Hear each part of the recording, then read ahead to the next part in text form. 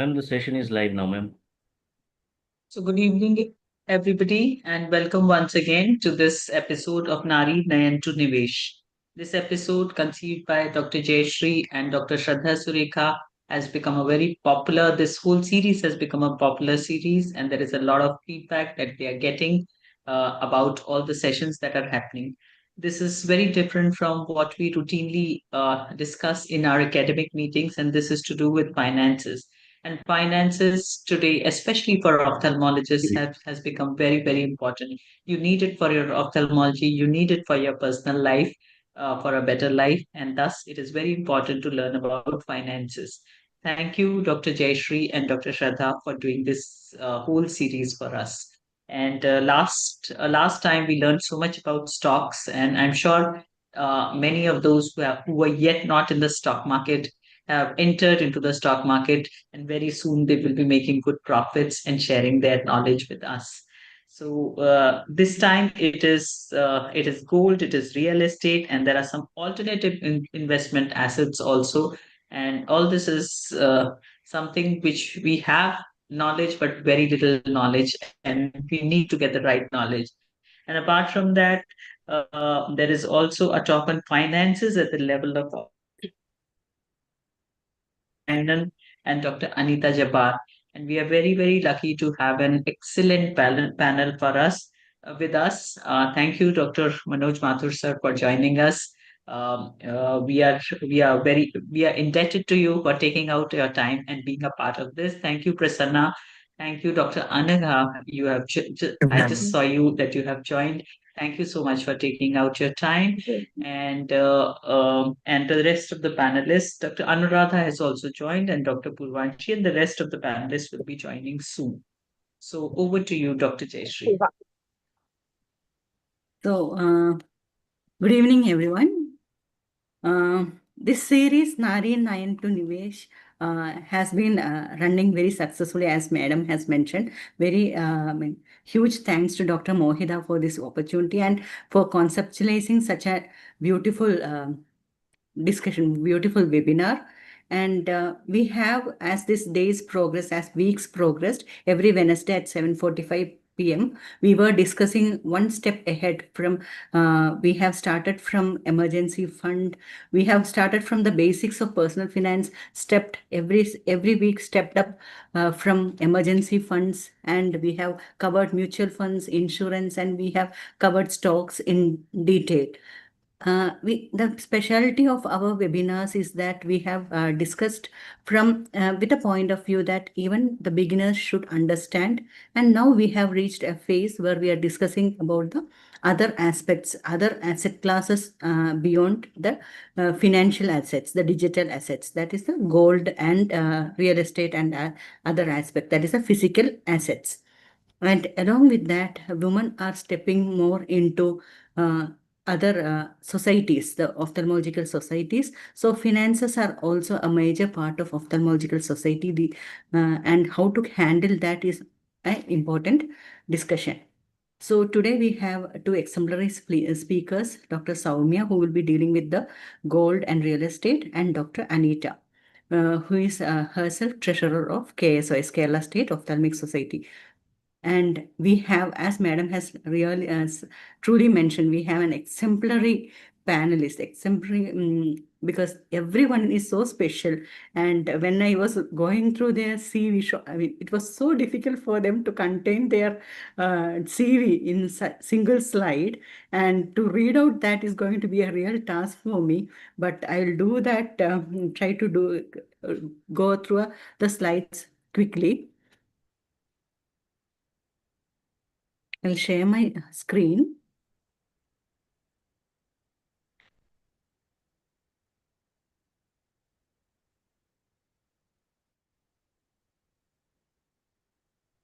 So first and foremost, Dr. Mohita Sharma, she is truly an inspiring leader in ophthalmology. She's a founder and chairperson of Tirupati Eye Center and Research Institute, Noida. She's a senior eye surgeon, over 27 years of excellence in retina, cataract, and LASIK. She's, of course, a visionary leader because she's the joint secretary of AAOS, General Secretary at Women Ophthalmologists Society of India, Women Ophthalmologists Society Worldwide Network, UP State Ophthalmological Society. She is a global academic icon. She has been invited faculty at 400 plus national and international conferences.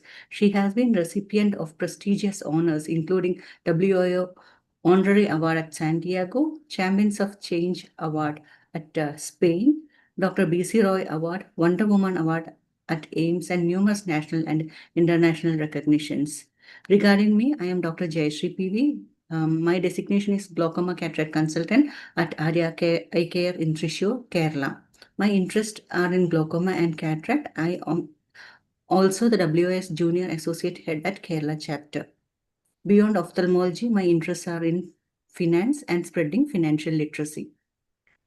My colleague, Dr. Shraddha Sureka, she is a fellowship trained cornea and anterior segment surgeon from LV Prasad Eye Institute. She is the founder of Centra Hospital, Malad, Mumbai. Beyond her interest in refractive surgery, corneal diseases, corneal transplant, she is also very much keen in personal finance and advancing women's financial literacy. Coming to Dr. Soumya Narayanan, who is the speaker today, she is an oculoplastic surgeon, and beyond her gifted oculoplastic talent, she is also very much keenly interested in finance. Dr. Anita Jabba, she is a senior consultant of cornea and cataract at Little Flower Hospital, Ankamali. As mentioned, she is the treasurer of KSOS. She is also the state head of Kerala chapter, Women Ophthalmological Society. She is also medical director, Eye Bank Association of Kerala, corneal transplantation, including lamellar surgeries, premium IOL, phakic lens are her areas of expertise. She has also authored book chapter on complications of contact lens. She has very many awards, including 3 KSOS awards, WOS award for research. Her areas of interest, as mentioned, is corneal diseases, keratoplasty, and ocular surface.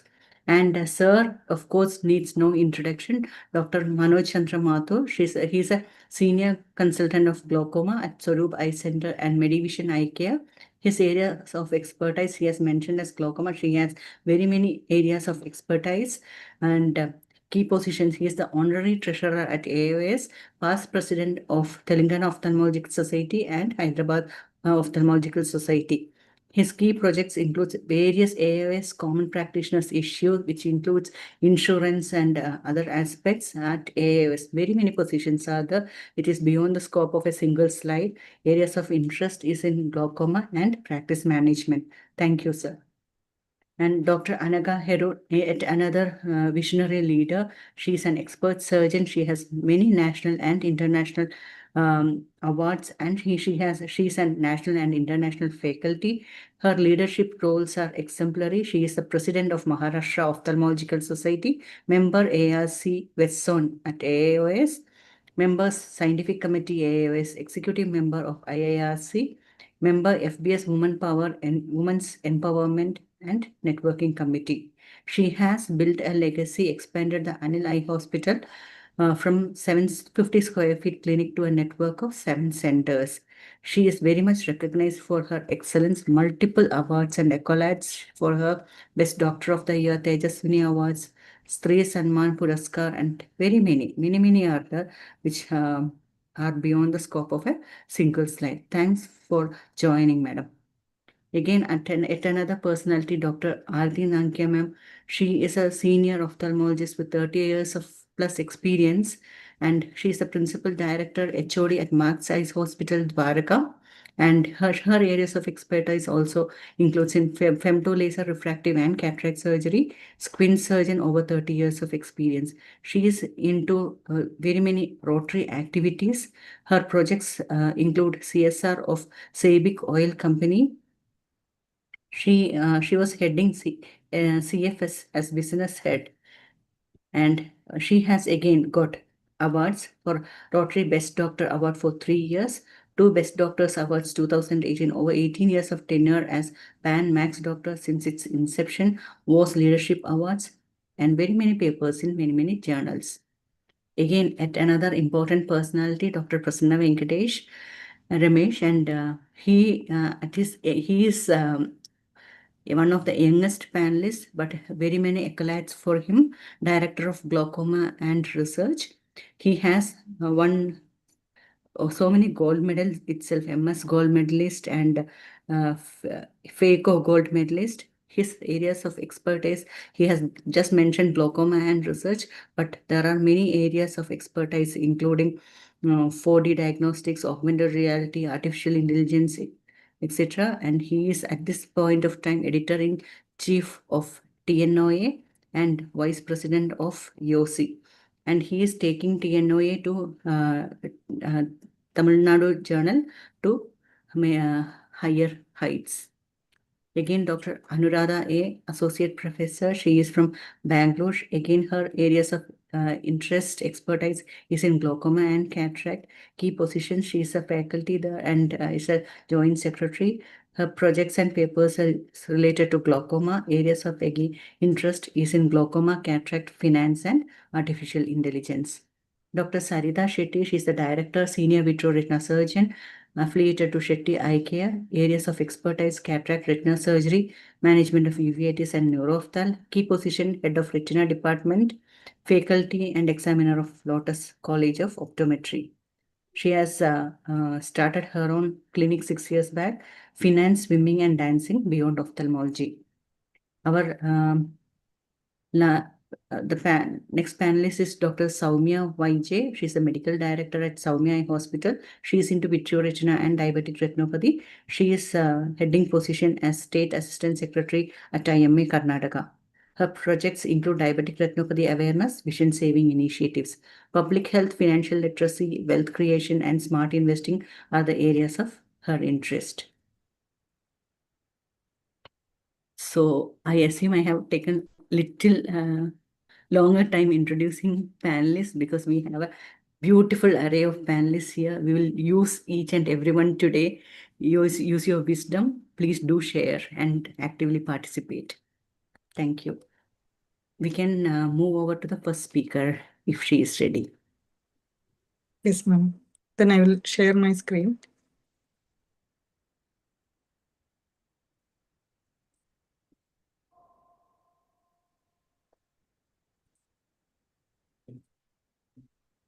Please do pardon if I have not mentioned anything specifically about the panelists or the speaker.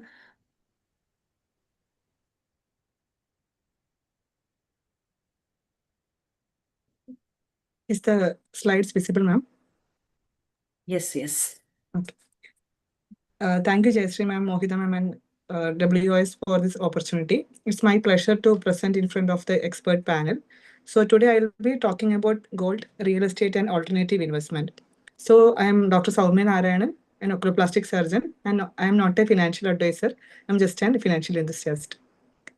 So before talking about investment, we should definitely have an emergency fund. We should take a term insurance as we are the earning member of our family, and we and our dependents should take a health insurance also. So talking about the investment, it can be either traditional investment like stocks, bonds, and mutual fund, or alternative investments like real estate, hedge funds, and commodities like gold. So why should we have all these things in our portfolio? Because it will diversify our portfolio, thus by reducing the overall volatility and enhancing the long-term returns by spreading the risk. And we can capture the diverse opportunities. Last year we have seen the outgrowth of gold over equity. So capturing such outcomes, we have to for that we have to invest in different options, and also it will help in systemic rebalancing. So this is just a very simplified comparison of the different types of investment. So in that you can see in the first and second row, you can see when the returns increases, the risk also increases, and the stock and mutual fund has the highest volatility. And the problem about the cons about real estate is that it has a very low liquidity, and we need a high amount of capital for that. So for each, we have to find out our goals, and we have to park our money in accordingly. So how much we have to depend on how to put in different buckets depends on our age and risk-taking capacity and our pending milestones like our debt and our future goals, etc. So usually when the age increases, we have to slowly take our money from the equity or volatile assets to slowly to a more capital reserving options like debt. So first I'll be talking about gold. Gold will help in our diversification of our portfolio. It usually beats inflation, and it help us a hedge for the equity volatility, and it helps in currency protection, and it usually gives a strong returns during the past years. So the absolute return usually is more than 200%, and the annual CAGR, annual growth rate is 12 to 13%. The last year in 2025, we have seen a growth spurt of 30 to 50% annual return. But this is a chart depicting the comparison between Nifty and the gold. So you can see whenever the Nifty goes down, the gold prices increases. So that's why balancing our portfolio. So there are different modes of investment in gold, like physical gold, digital gold, gold bonds, mutual funds, and ETF. So we'll see each one separately. So the physical gold, the problem with that any jewelry is that it has a making charge from starting from 5 to 30%, and it also has a 3% GST on the gold charge, and also 5% on the making charge. So, and the physical gold, we have to be worried about the purity, whether it is a pure gold, and where should we store, and will have a money a cost for the storage also. And it has medium liquidity. There won't be any interest on the amount of the gold we are keeping in our hand. And but the good thing about that, there are few schemes in jewelry. So you can, if you are really interested in buying a physical gold, than buying it directly, you can buy through the schemes in the jewelry, and we can also use it as a thing to take a gold loan also. So there is a gold storage limit per person in India without any proof of income source. If you are having an income source, and you can keep how much depending on your income, you can keep that much of gold. But if without any proof of income source, we can a married woman can keep up to 500 gram gold with her, and an unmarried woman up to 250 gram, and men up to 100 gram. So the digital gold, the problem with the digital gold is there is no regulation like SEBI or bank. So there is no making charges here, but we have to pay 3% GST, and there will be no quality concerns or storage required, and there is high liquidity, but there are also no interest. But the problem here is the non-regulatory regulatory investment. So we can buy the digital gold through Google Pay, Phone Pay, Paytm, etc. And maximum 2 lakhs per day is the limit. And we can start from as minimum as 10 rupees or 50 rupees like that. And talking about the gold ETF, in gold ETF, the ETF companies actually take the stocks from the mining companies or from physical gold or the bond, and they will invest in all these things, and through we can buy it through a demat account. So there is no interest, no making charges or storage charges, but we have to pay a expense ratio of 0.1 to 1% as the annual charges. And for in gold mutual fund, actually the mutual fund is investing in the ETF. So along with the 0.5 to 1% of the ETF charge, there is an extra 1% expense ratio as the fund is managing actively by a fund manager. And talking about the tax in all these digital gold, mutual funds, and ETF, there is a short-term capital gain. If you are selling the gold within less than 1 year, we have to give the tax according to our tax slab. And the long-term capital gain is 12.5%. And sovereign gold bond were the best option to buy gold previously, but now it's stopped by the government. Now it's only available in the secondary market, and along with the capital gain or through along with that, we'll get a 2.5% interest annually, and there is no making charges, taxes, or GST on this interest on this when we are getting the money. Sorry, when we are getting the money, and we can keep it up to 8 years, and we can sell only after 5 years of in the secondary market. We can buy it through the demat account.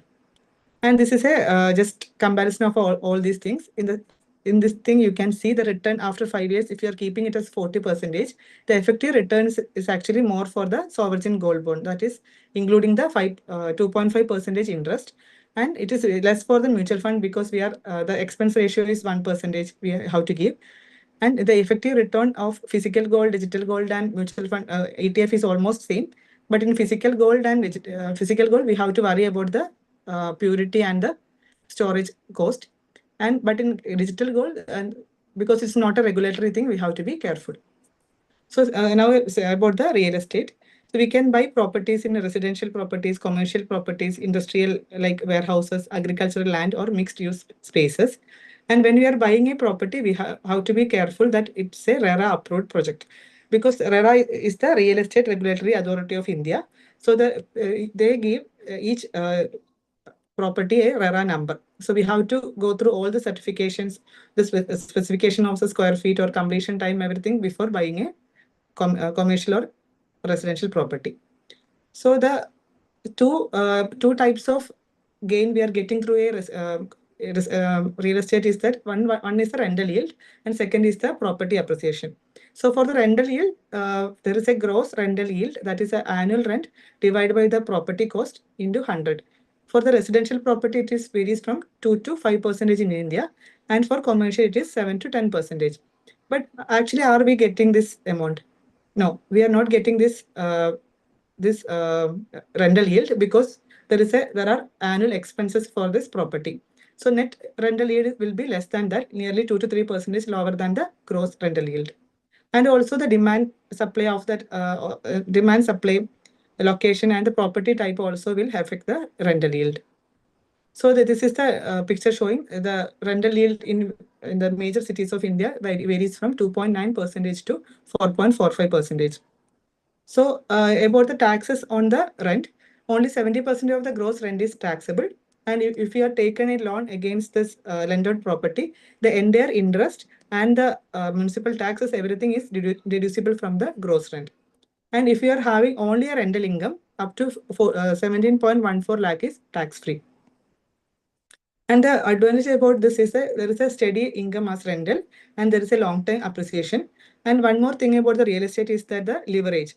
So we can buy a property only paying only up to 20% of its total value as a down payment. That means with a 1 crore money, you can buy 5 properties of costing 1 crore. Like with a 1 crore money, we can buy 5 properties, each having a 1 crore value. So there are tax benefit also, and this is a physical asset where we can feel that we are owing something by ourselves, and most of the top investors are doing the real estate business. And the cons about is that understanding the market is very important. Understanding how the market will proceed, and we have to also talk. We have to manage the agents, brokers, and their manipulations. And we have to be thinking about. We have to be careful about the registration charges.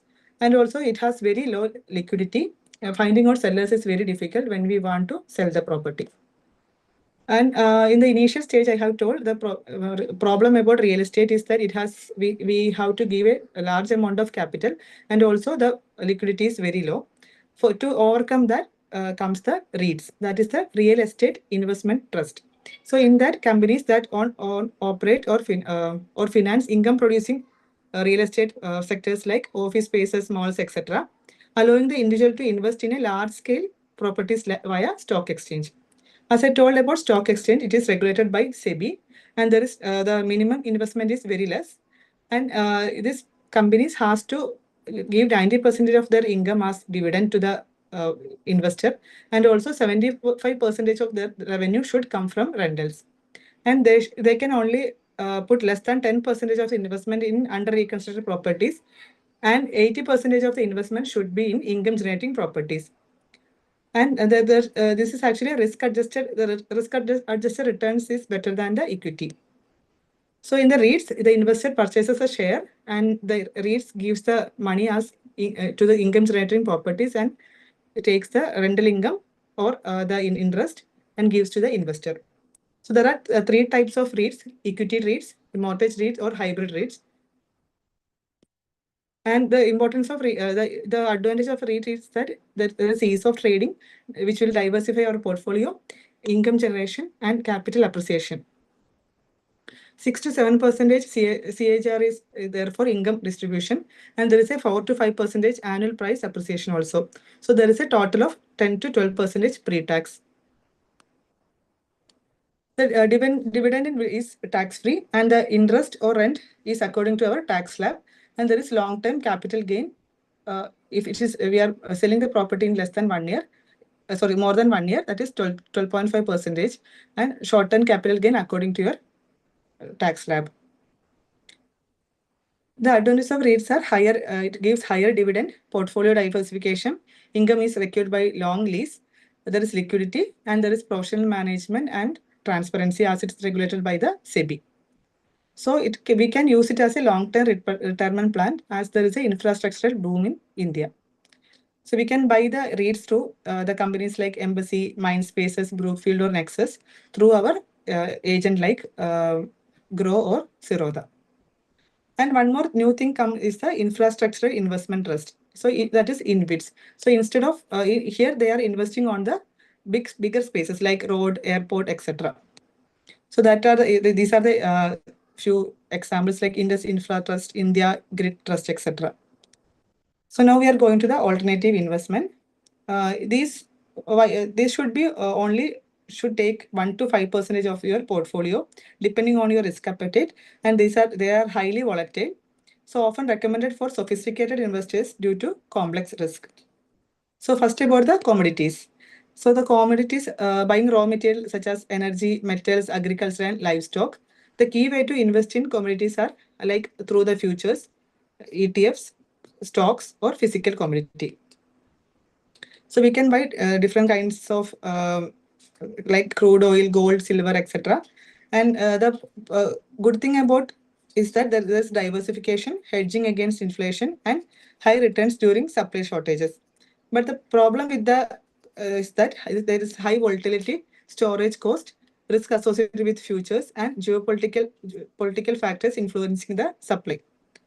So a few things about silver, because silver, the last year we have seen the boom in the silver area, and many have doubt about whether to invest in silver or not. So I'm talking little about silver also.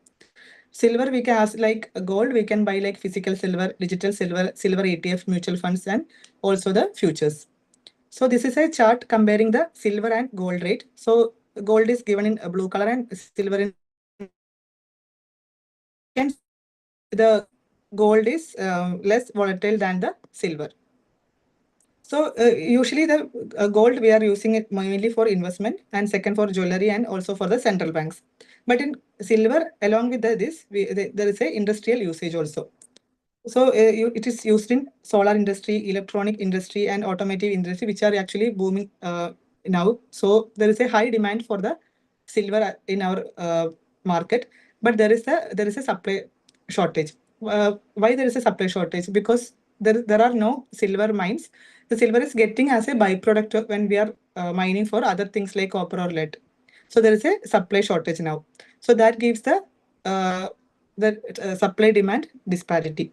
So you can see this much volatile is the silver. You can see three hikes in one in 1978, one in 2008, and one in 2026, 25 and 26. So this is the last year's, like from November 25 to April 26. You can see it has gone too much high and suddenly it has come down also. So before investing in silver, you have to be very careful. You can use it as a short term for trading and all, but not for a long term. When you are investing, you have to be careful. And all these commodities like gold or silver has to be between like 5 to 15% of your portfolio. So how much you have to give for gold and how much you have to give for silver, you have to be careful. So very few things about cryptocurrency. Now this is decentralized virtual currency that provides secure global transaction very quickly without any third party manipulation. Third party like there's no bank or some regulatory body. There's a peer to peer network. So all the transactions are recorded in a public ledger known as the blockchain. So each block is added one by one. That is known as the blockchain. So each transaction is validated by the miners who are sitting with their sophisticated computers and finding out the puzzles. So we can open to through the crypto exchanges like Coin, DCX, etc. And through the crypto wallet, you can find you can buy the orders. So the first one came is the Bitcoin, then Ethereum and Solana. and there is extreme volatility and unregulated market and cybersecurity threats are there. There are technology risk and wallet risk. So Bitcoin was the first crypto. Actually, the Bitcoin, there is a limited supply. The number of Bitcoin is a constant. So there is increased demand when the supply is less. So other options like hedge funds, private equity, and private venture capitals and collectives are there. And being in ophthalmology, we have one more options like starting our own business like clinics, etc. So this is the summary of my presentation, that we need equity for the growth of our investment, and we need bond for the protection of our capital, and we need gold in times for the stability in times of there is equity fall, or when the market is not good. And even we have seen recently, to stabilize our economy, the Prime Minister has asked us not to buy gold. So gold is a stabilizer. Whenever there is a fall or any problem, the gold will help to stabilize that void. Thank you.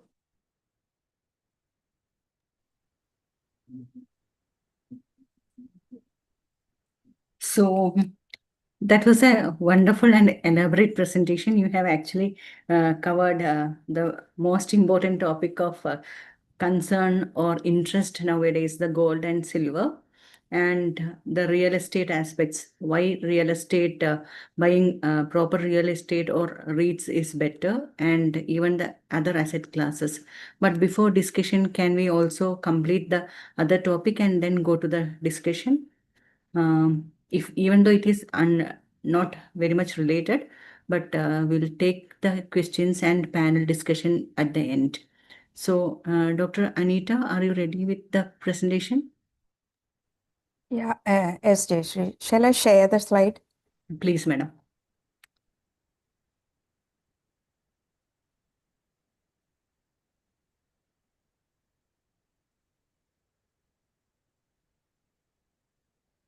Yes, madam, we can see. Please put on slide share. 1 second.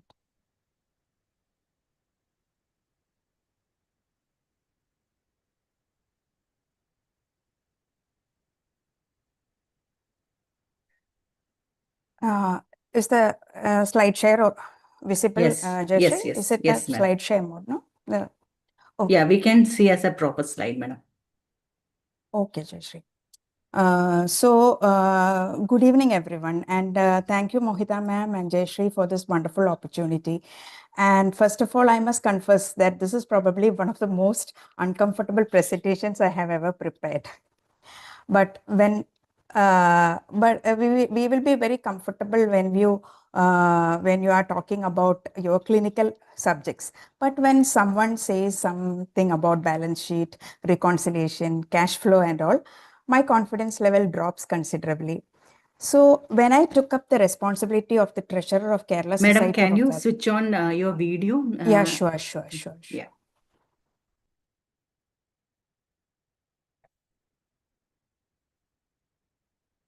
Yes. It's okay, no? Great, madam. Okay, so when I was asked to the presentation, I realized something very important, because as a treasurer, finance is not just about numbers, it is about responsibility. So today I'm not going to teach accounting. So in fact, I will be hearing from Dr. Manoj Mathur sir what is exactly the accounting and all. Just I wanted to share my experience, like how we can look at the finance of a professional society through the treasurer's lens. That's why I have given the caption as treasurer's lens. And I'm Dr. Anita Jabbar, and I'm giving the treasurer's perspective. So why does finance matter to a society? We often think finance is something happening somewhere in the background, but actually almost everything a society does need a financial foundation. Like every academic program, every award, every member service, or every initiative the society takes needs a financial foundation. And the question is not simply how much money do we have, The more important question is, are we using it wisely? Then these are the things we should see: the trust, the sustainability, the accountability, and the impact. So I'm asking you, do you think these are the treasurer's responsibilities? Actually, I would say the responsibility of the entire governing body. So let us meet a fictional society in my entire presentation. Like Society X. The Society X has 2000 members and it has an annual income of 70 lakhs. At the first glance, that looks comfortable, isn't it? But is it financially healthy? So that is the treasurer's job to find out. The treasurer has to ask these 5 questions that keep the financial management simple. Like, where is the money? Like, we will have so many bank accounts, some money in the fixed deposit and all. So where is the money? We have to find out. And where did it come from? Where is it going? Who approved it? And can we account for it? If you can answer these 5 questions, you are already thinking like a treasurer. A healthy society should ideally not depend entirely on one source of income. See, there are different sources of income for the society: the membership fees, the academics from the CMEs, conferences, workshops, and all. And there will be CME accreditation money and all, and also the industry sponsorship for the trade and the other sponsored programs, and other bank interest from donations and the royalty from the publications. But the revenue should not be from one source, because all the things like members, society, academic activity should give value to the members, and the revenue diversification is equal to financial resilience. In other ways, revenue if from one source means it is dependence, but multiple sources gives an independence or resilience. So membership is the financial foundation of most professional societies, but membership numbers alone do not tell us much. See, membership, if you have 2000 active members, the amount due will be 20 lakhs. These are just examples, but the amount collected was 18 lakhs. The outstanding amount is 2 lakhs. So that is a collection efficiency. There are 2000 active members, but 20 lakhs is due, but only 18 lakhs was collected. So 2 lakhs is outstanding. This is the collection efficiency or inefficiency.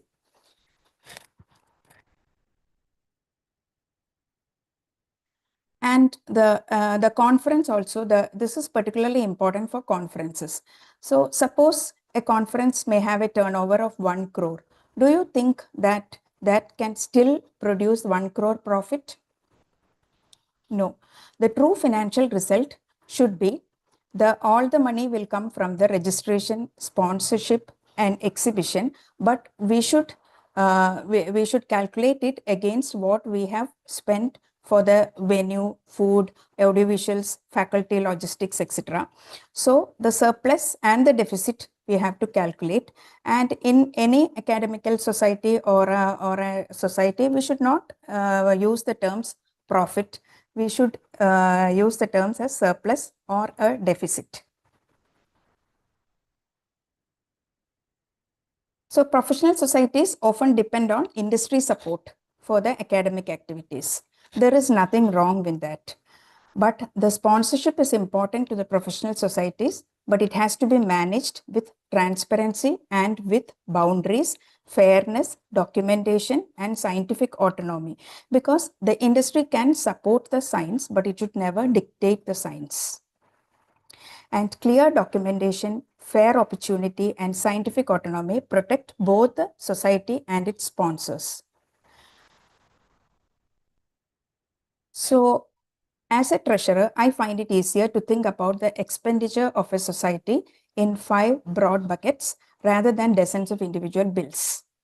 Like we have to spend on administration, like we have to pay our office staff for the auditing, for the banking and all, and also the academic activities like CMA, then the faculty, the logistics and all, and the publications like the journals. And for the member benefits, we have to give awards, grants, and welfare activities. And annual conferences, also we have to spend for the venue, the audio visuals, the food and logistics. And we should have a certain reserve for emergency or future initiatives. And our goal should, the objective should not be to spend less, but to spend wisely. That is, the member value plus academic value plus sustainability, everything should be balanced. So we should always think that what is the member getting in return? And not every expense is equally important. So we should, I would like to ask certain questions, like whenever certain bill or an invoice is got, is it necessary? Is it reasonable? Is it budgeted, or does it benefit the society? So all these on the left-hand side is absolutely necessary, like auditing, the essential software for that, academic programs, member communication like bulk email and the SMS and all, and the statutory compliances like paying the income tax and the GST and all. But do you think the right hand, sometimes it may be unwanted expenses like expensive gifts, excessive printing, unnecessary subscriptions, lavish hospitality, and unplanned expenditure. So this simple pause can prevent a lot of unnecessary expenditure. And there are 3 golden rules. They are not just accounting rules, they are governance principles. Like, no single person should control the entire transaction, and every rupee should have a documentary trail. Every decision should be transparent to the governing body, because trust is important and controls make the trust sustainable. So what are these controls? This is the financial controls. Like, I don't mean complicated accounting. I simply mean checks and balances. Like, it has to be approved by the governing body, and the payment has to be done. And we have to check whether it is actually paid and whether the payment is recordical, whether there is a bill or a voucher. And the reconciliation, does the society's records is in matching with the bank accounts. And also the auditing. There will be internal auditing as well as the auditor auditing by the chartered accountant. So a good system does not depend on the memory, but the goodwill or one individual. It depends on a repeatable process. Like the system should not depend on the memory. It should be everything documented. And this is where the treasurer becomes important, that is the budget. A budget tells us what we expected. Suppose, for example, it is as a membership, for the membership fee, I am budgeting 20 lakhs, but the actual is only 18 lakhs. So the variance, that is whatever budgeted and the actual collected, there is a variance of 2 lakhs. And the CMEs and conferences, I budgeted as 30 lakhs, but I actually got 28 lakhs. So there is again a variance of 2 lakhs. Sponsorship amount from 15 lakhs, I got 12 lakhs. So the variance is -3. And the expenses, I calculated the expenses 55 lakhs, but the actual expense was 62 lakhs. Thus, there is a surplus budgeted. Budgeted surplus is not equal to the actual surplus. So this is where I think the treasurer becomes a management partner rather than simply an accounts presenter. We should review these numbers regularly rather than waiting until the end of the year. So these variances tells us where our attention need to be, we need to pay more attention. And like at every executive committee meeting, I would want a simple dashboard. Like I would like to know I should know the bank balance. I should know the membership collection, the receivables. Receivables means the amount which has to be received, the expenditures, and the budget utilization percentage, and the reserve fund.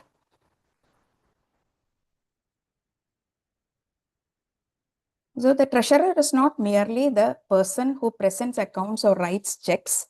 The role is much broader than collecting the money.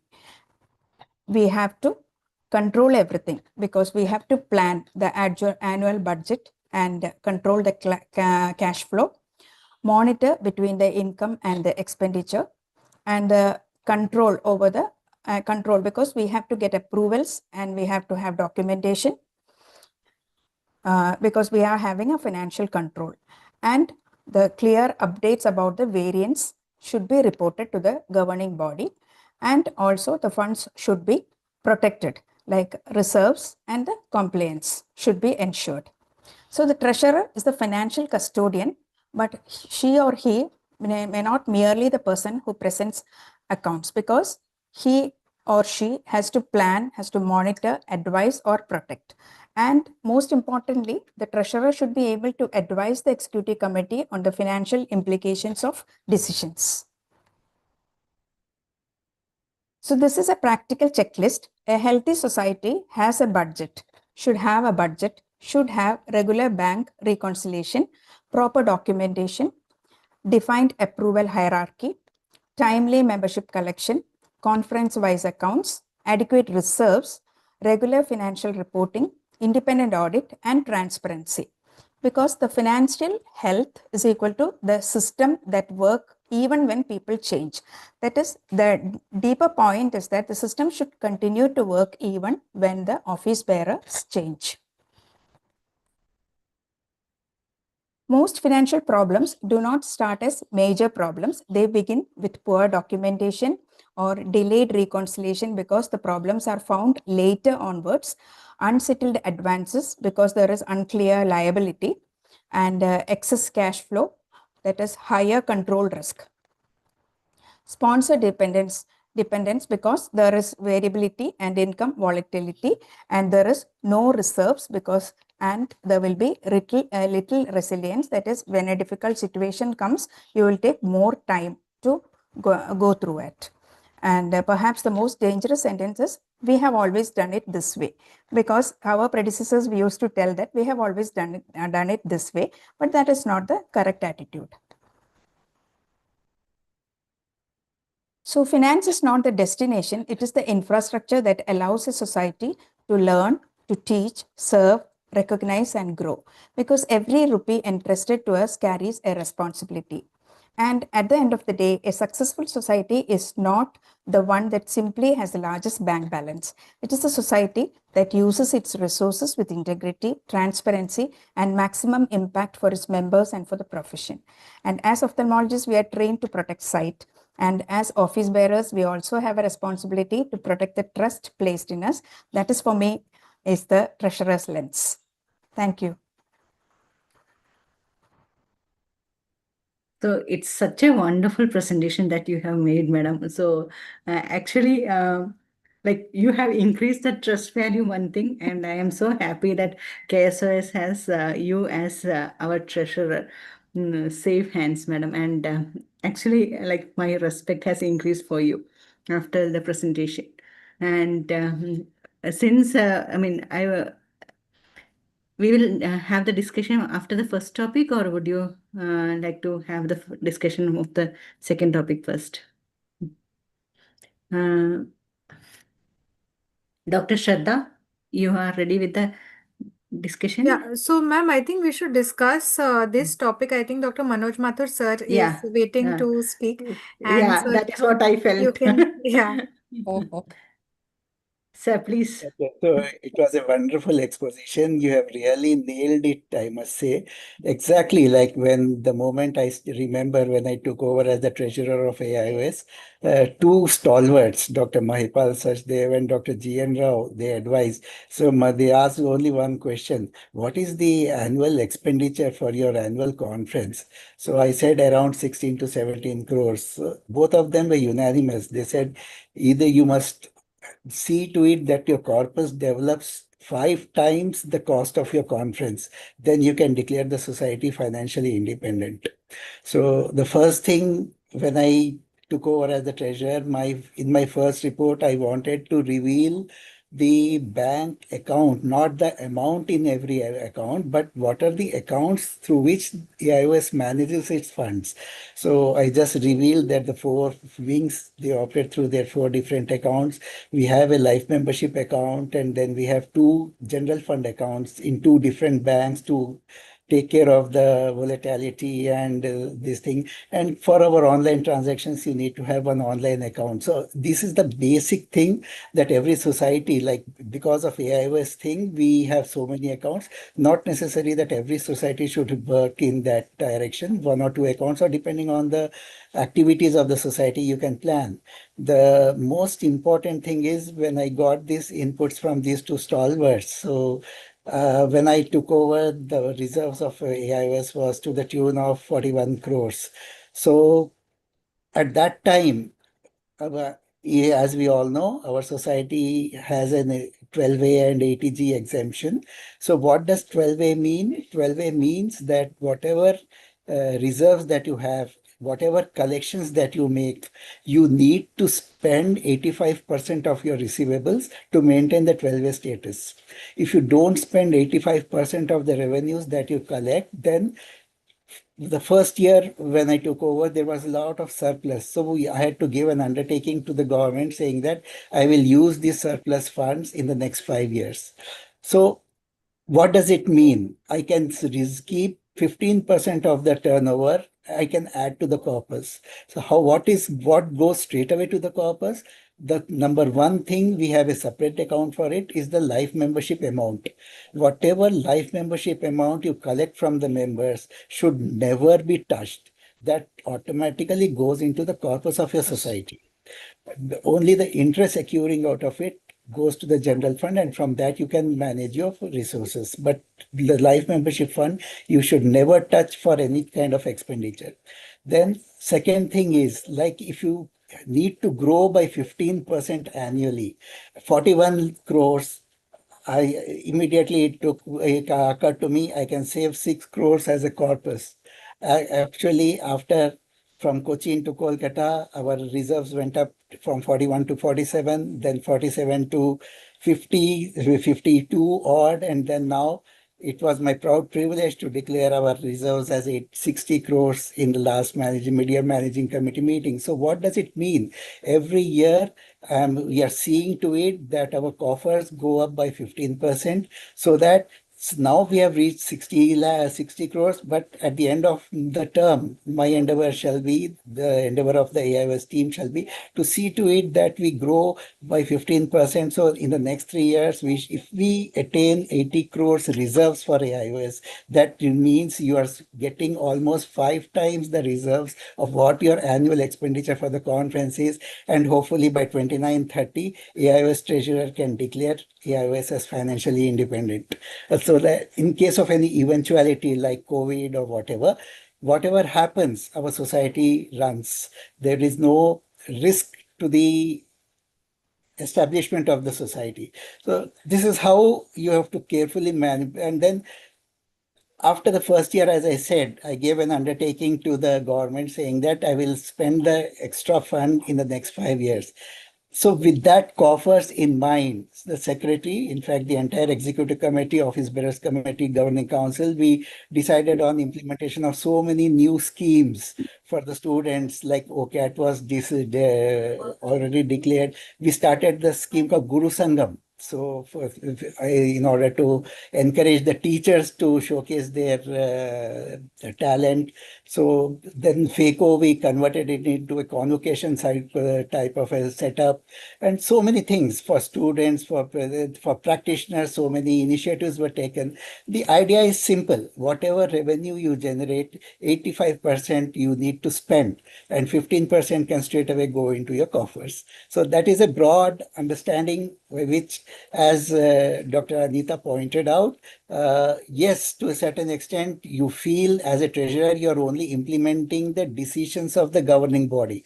But at the same time, it is the role, it is the thing that the treasurer needs to control the finances. Whatever the governing council decides, it is the treasurer's duty to point out if there are any fallacies or risk involved in what the GC is doing. Ultimately, the treasurer implements what the GC decides, but it is the duty of the treasurer to point out the pros and cons about various expenditures that plan to be undertaken.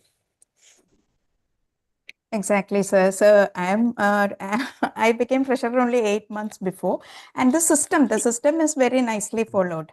Yeah. That is a very good system. But it is a bit unhealthy because the only major source of income is from the industry only. So if one or two conferences is not surplus, means then the corpus fund will become less. Yeah, the membership of the society, a professional society, should be at least 5 to 7% growth every year. Like for AIOS, we have a growth of about 1,500 new members every year. So the 1,500 new members joining, total membership of around 26,000 as of now. Comes to about 5 to 7% every year. So that sustains the society. If the membership doesn't grow, then the society, as you pointed out, the flexibility and the negative impact, it does impact on the growth. And if the membership is not growing, then the industry slowly starts losing interest. They, at the end of the day, it is business for them. It may be profession, it may be satisfaction for us, but for the industry, it is ultimately what is the gain, what is the business that they are gaining from out of sponsoring so many things. So we have to strike that balance and form our policies accordingly. Thank you, sir, for that valid point. So are you increasing the membership fee yearly? For quite some time, we have freezed, and like we are adopting a balanced approach. Like last year, we thought like instead of giving a undertaking to the government every year that I will be spending the surplus fund in the next 5 years, we thought that we should introduce some sort of reforms in the sense that some sort of surplus should be distributed among the members in an indirect way. You can't give money to the members. So we decided on the freezing of the registration fee to 9,000. Then we started giving a 2,000 super saver discount. So ultimately, see, if you compare ophthalmology society with other societies, I am told that gynecology and ENT societies, they charge even up to 25,000 as the registration charges for their annual conference. So just in comparison to them, what is 7,000 rupees? And over that 7,000 rupees, super saver discount, we are giving 25% discount to the seniors over 65, 50% discount to, we started 50% discount to 70 plus, and totally free registration for 75 plus delegates for our society. And we need to take into account, like, because we are getting a ready-made industry support, a good industry support, whatever we are collecting just 7,000 as a delegate registration fee, we end up spending 5 to 6 times the registration fee by way of organizing the conference. So you have to take that figure into account. Whatever delegate fee the delegate should understand that they should not just say that, oh, they are making so much profit, why don't you make registration free? It has a negative impact. Yes, probably you may think of a free registration for your members 3 years or 5 years down the line, but that has an adverse impact. So there will be tendency for everybody will register for CPD points, but nobody attends the conference. So you need to take into what is the basic minimum that your delegate can afford that should be charged. Nothing is free. There are no free lunches. There should be no free lunches in anywhere, like whether it is your society or whether it is your anything for that matter. So everything is investment and output, and you need to strike a balance. So the other day I had the privilege of declaring in the media managing committee that based on these projected savings that the society did over the last few years, we started these discounts for the delegates for the conference, and we have started all these things. And the next set of reforms, yes, we may be able to roll out when our coffers touch 80 crores.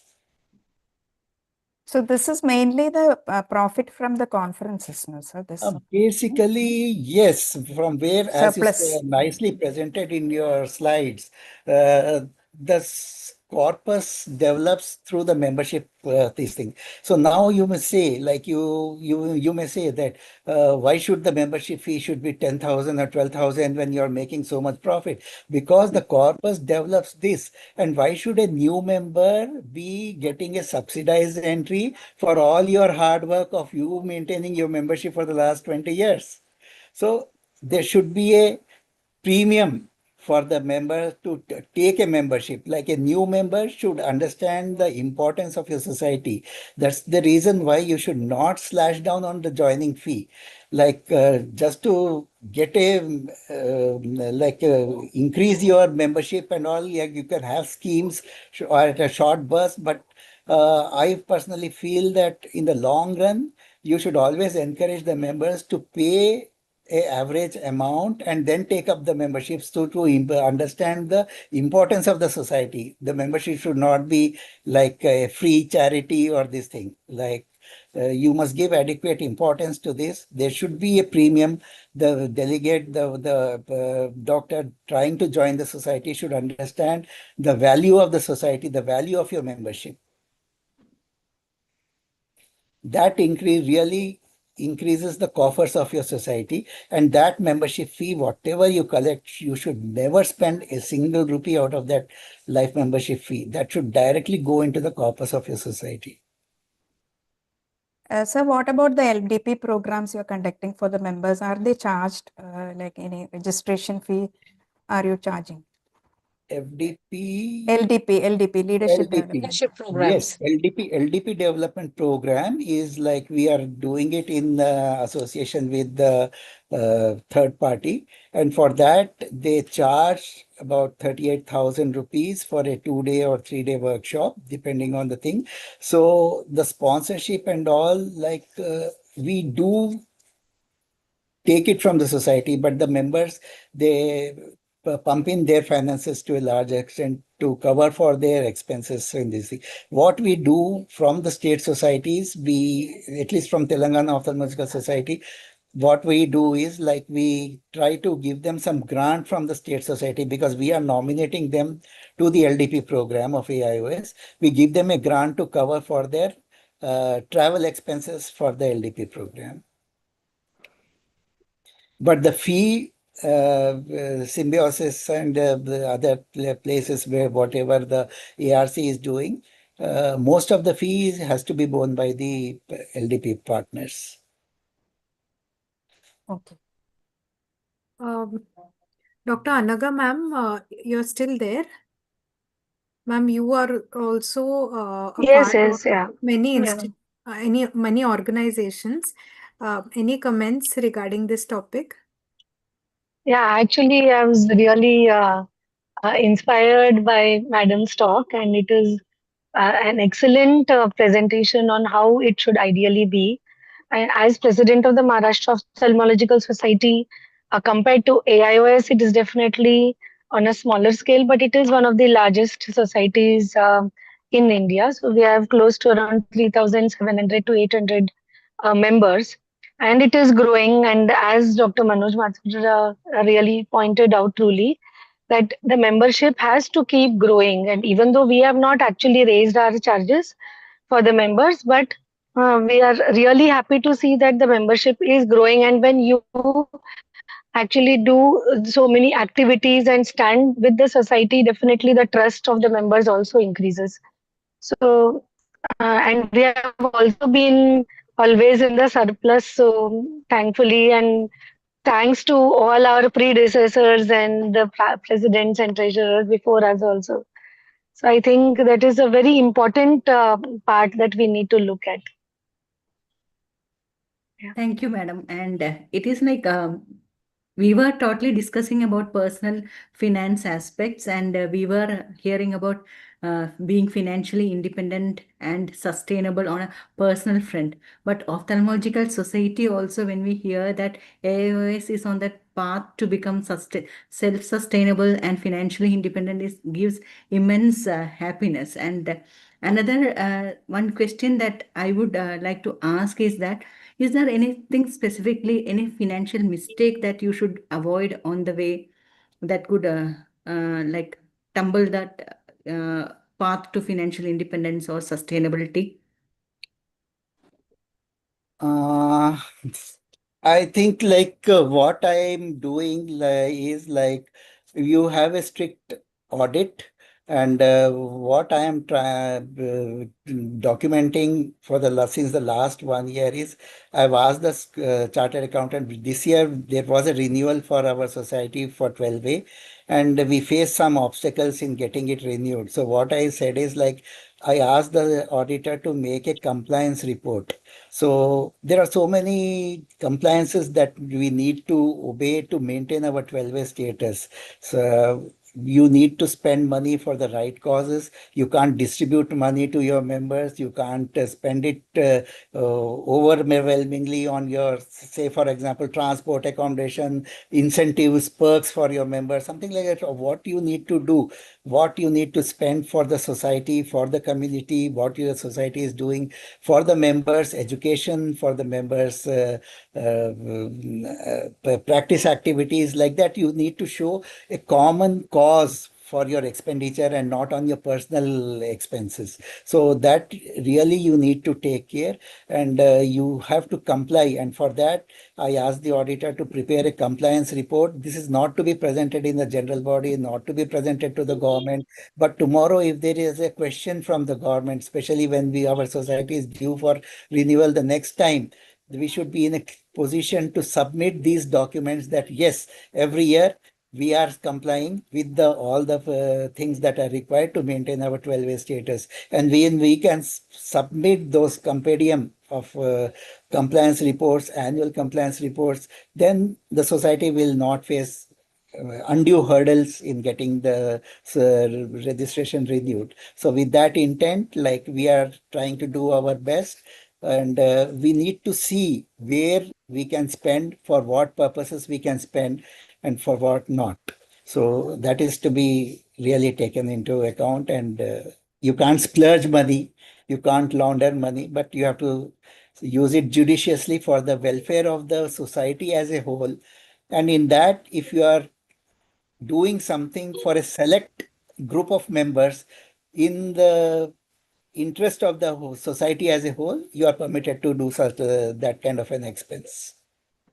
So any other investments AIOS is doing apart from the holding money in the fixed deposits or No, funds? no. The thing is like a national society or these things, we are expected to hold our corpus only in nationalized or scheduled banks. Banks. So that is a requirement, and we can't invest our funds for high returns or high risk funds, because volatile funds we certainly cannot. We need to invest our resources only in nationalized and scheduled banks. So here also I have talked to the accountant. They are telling 12A registration we have, and we had also renewed till 2036. That is 12AB. And accountant is telling that your money surplus it is coming from only one source, like a single, through the conferences. Yeah. So that is it. Like we say we have something called FACO. FACO, there's here also again, like whatever your money you are collecting, you are not supposed to make a profit. So here what is happening, if you are collecting 10,000 rupees from FACO applicants, so last year we had 480 applicants, so 48 lakhs, you have to spend 48 lakhs. You can't save money from that 48 lakhs and add to your fixed deposits. There are limitations to that. So whatever schemes you are formulating, whatever extra resources that you are generating have to be spent for that particular purpose. You can't save money out of that activity and add to your coffers. That restriction is always there in any society. So especially if our society is registered under 12A, you need to follow this. You should not save money from whatever collections, other collections apart from the membership fee, should not go into the fixed deposits, but it should be spent for that specific purpose. That thing you need to take care. That is precisely the reason why we facilitate travel of the faculty for FACO and the expenditure that we do. Of course, we spend a little more than what we collect from the students for FACO, but we are not supposed to save any money from the amount that we collect for that particular purpose for the society. Dr. Anaka, there is Yes, a ma'am. there is a fine line between like maintaining transparency and giving out too much of information to its members. So, where do you find that balance? Like every information is too much information, so that can lead to conflicts also. So, how does that happen? No, but wherever it is required, transparency has to be there. There has to be, it means that you are not afraid to reveal anything. So, anyways, if you are going to be very honestly and sincerely carrying out all the activities and all the financial transactions are straightforward, then our documentation has to be perfect, has to be transparent. Now, whenever there is a question asked, we have to be ready with whatever documentation is there. So, if you are ready with all your papers and all your entries, that at any point of time anybody raises a query, then we should be able to satisfy and satisfactorily answer those queries, depending on what kind of question is asked. Now, if it is not asked, we are not here to, stand up on rooftops and tell about anything. But wherever it is required and how much ever is required, of course, we should be able to justify whatever transactions have been carried out, So we are especially in the always managing committee. Especially in the managing committee. Then regarding GBM, whatever is asked, then definitely if there is a query, then it has to be answered. So that Dr. Jayashree, discretion has to be done at that point of time. Yes. Yeah. Dr. Jayashree, can I just say a word here? Actually, in GBMs, it is a must to declare all the activities. Even treasurer gives the report, secretary gives the report. So everything is declared, and all the members have the rights to know. As true. Dr. Anaga was telling about the transparency of a society, because society belongs to each member, each Correct. one of us, and each one of them. We have treasurer's report on in all GBM, and Yeah. beyond that, do we have a continuous access? We don't have that continuous access, no. So we were, I mean, speaking about transparency. So, but there is a fine line, no, because it is based upon the trust, and that needs to be the executive committee and the core team has to have that right discretion, because everything cannot be taken. I mean, for everything we cannot go to the GBM, no. So I was just speaking about that. And I also would like to request Dr. Prasanna, because he is our young voice here. He has been into YOSI, the Young Ophthalmologic Society, and journals also. So how is the management happening on that front? Is YOSI also very actively managing the finances, and how is the journal Yes, finances happening there? thank you for the opportunity, ma'am. I was listening with awe to Manoj's explanation as well as Anita ma'am's talk. Ma'am, to start off, a year back when I took over as editor in TNOA, I was always thinking about science, but I was grounded on day one that journal was the most important aspect of a state society which was eating a lot of funds. Most of the state societies here affiliated with Mednow or with the Volta Kluwer or other allied aspects. If you see the cost of printing, if it is online or offline, even if you have an online only journal, to typeset one page is approximately 2,250 to 2,500 rupees, depending on how you put your MOU. So where the catch was on day one, when you take over a state journal or then maybe a national journal, which sir can also throw light, was a cost of a single page is how you get charged when you enter a memorandum of understanding and a state funds. If you see the report of the treasurer's budget in a state who are all affiliated with high indexing, partners like Molto Clover and Medno, if your budget is going to be 25 lakhs for 1 year, 80% to 70% of the budget actually goes to the journal. If it's the journal is most drawing the money in. And I was shocked because I was slightly underprepared. But then on day one, with the guidance of my seniors and treasurers, and the past treasurers and editors, so the main funds has to be actually will be taken by the journal. And we started a three-level system last year with the editorial board that we started was one, we had a lot of industry partners, as Anita ma'am was telling. That was the easiest route to start. Then we had a subscription module because when COVID happened, we went completely online without print copies. So we were able to generate a second level of subscription module. We brought industry partners into the board to financially sponsor.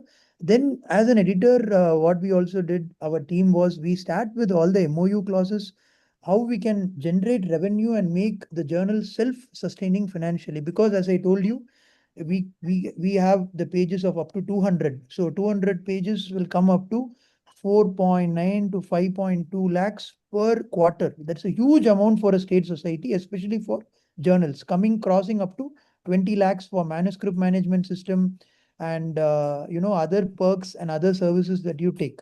So we had to generate a revenue of up to 20 to 25 lakhs per annum, which the board did last year. And this could be a template for the other state societies as well, where we had a subscription module, where the institutes were approached. We had an advertisement policy. Then we also had a third system where, you can have manuscript charges as well, nominal color processing charges. Once you achieve a certain level of indexing, because you need a number of original article and review article if you want to move towards indexing towards DOAJ, Scopus, then finally PubMed. So ours is one of the journals in the state. I think one JCOR is also another state which is Scopus indexed, and TNOA got Scopus indexing last year. So I feel this is the check points that you will have, and with 15 to 16 ads, if you have 30 to 40K per ad, you will make one issue self-sustaining if the output is around 5 lakhs that you need to meet. So I think this was one experience that I learned in the state journal, because as I told, every treasurers in the state will be knowing. Of course, Manoj sir is leading the Apex body as treasurer, that the journal eats up most of the funds when it comes.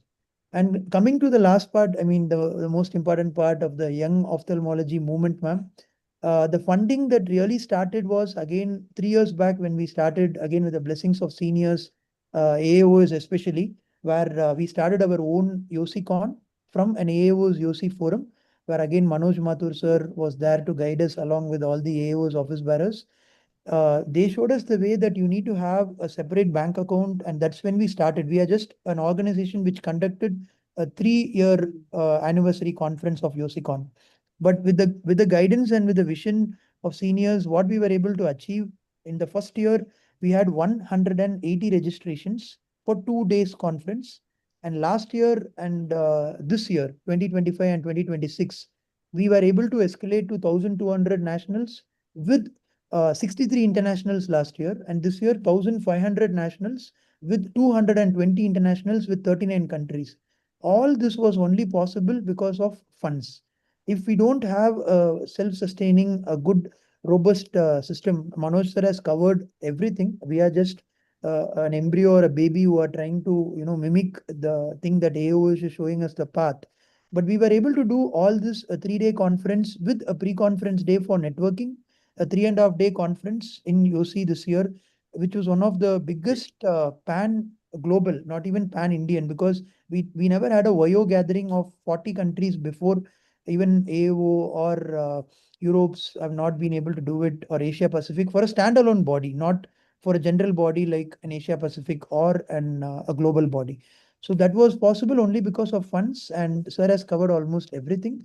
And we were able to do it with this kind of an impact. So these are my two experiences with these two societies. One is the state where journal eats up most of the thing. We need to have a strong plan towards it. Even if you are a YO body, we need to have a solid fund infrastructure in place, which sir has, I'm not going into the detail for want of time, but only a fund system with your own survival, own sustainable idea will be able to, thrust the association into a better outreach with global impact. Thank you, ma'am. Very well said, Prasanna. Like even at AIOS for IJO wing, we give three times the money that we give to the other wings. IJO, we do earmark three Absolutely, times. yeah. Yeah, we do earmark three times the amount in the apportionment for the journal.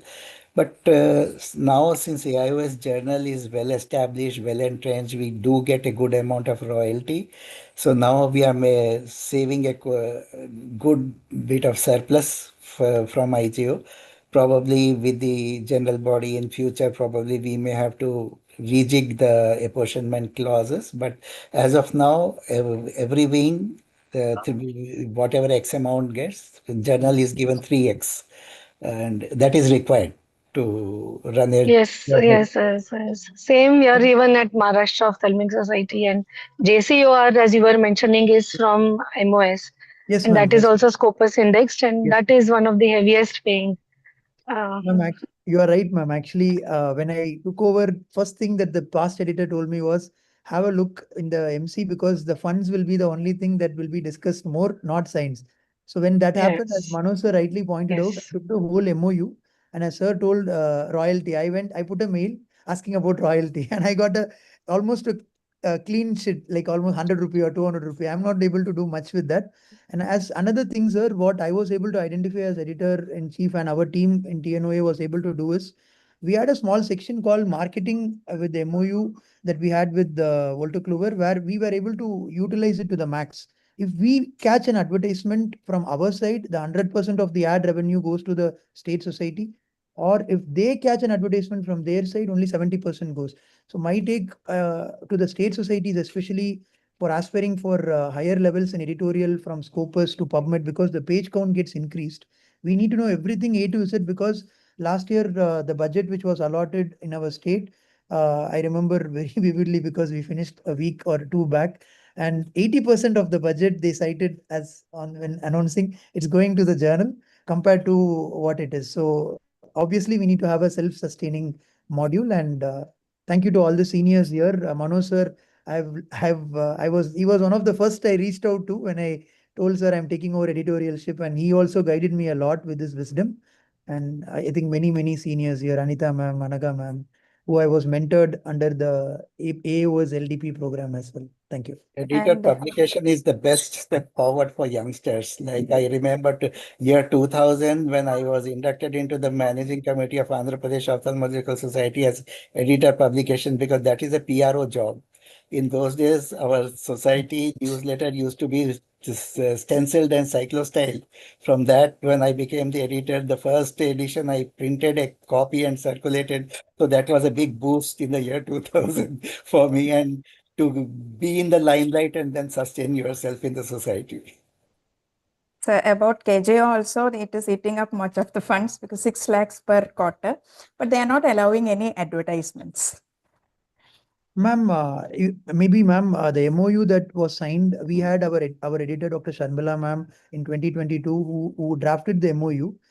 She was able to hit a balance at that time, and the renewal is happening in next year for us in January 2027, where advertisement from the editor will be 100% to the journal. Advertisement from them will be 70%. And ma'am, it was one of the visions of Dr. Sharmila ma'am, our past editor. Then it was another one before I took over a TJOSR standalone case reports. It took 5 years for us because we were not able to, every time when we go to the MC and then the GBM, the funds were a major hindrance to start the sister journal. But last year we were able to get a surplus of 1 to 2, 1.5 lakhs more than the bill. And this next year, we are starting the TJOSR case reports first of a state journal because funds was the only catch. And I think there are a lot of, I think Medno is what KSOS is also having. If you go through the MOU, ma'am, there are 4 to 5 revenue systems that will be in place. And I think our board, we were able to strike a chord between them. And we had to do a lot of other work apart from science, apart from peer reviews, apart from, just going through and getting the TOC done. There was a lot more. I think I would have put 70% of my time in financially making TJOSR sound, then 30% is more into the review process and the science of it. Yes, ma'am. No, I am not telling Prasanna about the Volta Clover. The KSOS is not allowing. any The advertisements from advertise. them. Okay, Only okay. Drishti advertise, only for the annual conferences. Okay, ma'am. Okay, I Sure, will. understand, ma'am. That's I it. understand, ma'am. Right. So, continuing this topic, Dr. Aarti ma'am, do you have any specific comments that you would want to add? Ma'am, you're on mute. I would rather say that this is an eye opener, and I think Dr. Manoj Mathur sir has been a stalwart more than the stalwarts questioned him, because he paved the path for the stalwarts to come this longer way where it's a win-win. AIOS is such a win-win. So I think it's an inspiration, and we should have more of such eye opener webinars, or we should have a chapter or kind of AIOS journal should have something to do with all this finances written, so that the members know how much of effort is put in to raise a society like that. And it's inspiring for WAS also, because whenever we put up a show, the first question, me and Mohita are the only ones who are like thinking, how do we, have the funds? How do we have that standardization of the conference? So I guess, how Prasanna has beautifully told about, as a young Yossi member, he came a long way to understand how a journal editor would make it a self-reliant kind of situation. And overall, if I talk about Anita ji's real wisdom, which she kind of incited all of us with.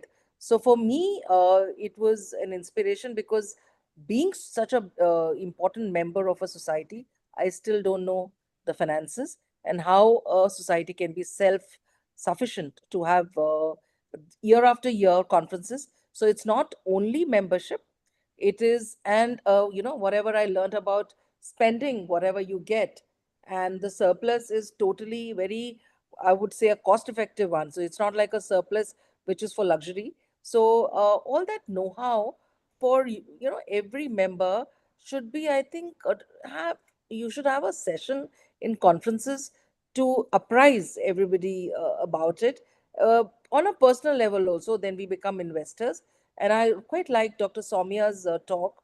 And I would say that, we, as middle aged, the Gen Zs, or even seniors, we are on a heavy loan EMIs. So I always have this question that if we are on a lot of loan EMIs, now Dr. Manoj sir, being a clinician, also is such a stalwart in talking about investment and how to have us self-reliant in our life, to have surplus, then to be not luxurious about it, but to make it cost effective.